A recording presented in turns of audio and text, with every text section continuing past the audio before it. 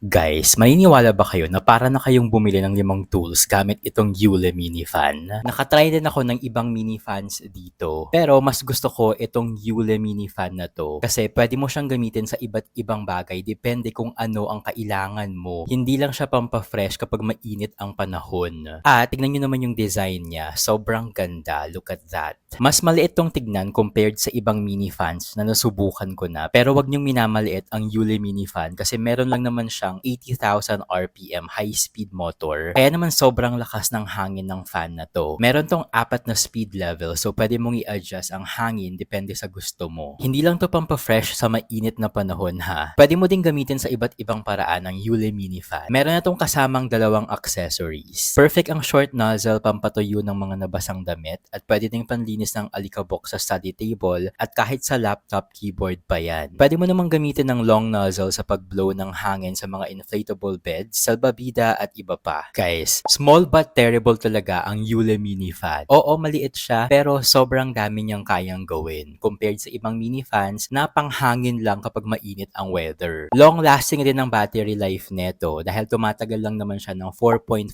hours. Kaya naman sobrang affordable talaga ng Yule mini fan. Sulit na sulit din dahil jam-pack na siya ng functions at features. So ano pang inaantay mo? Check out mo na yung yellow basket sa baba ng video na to.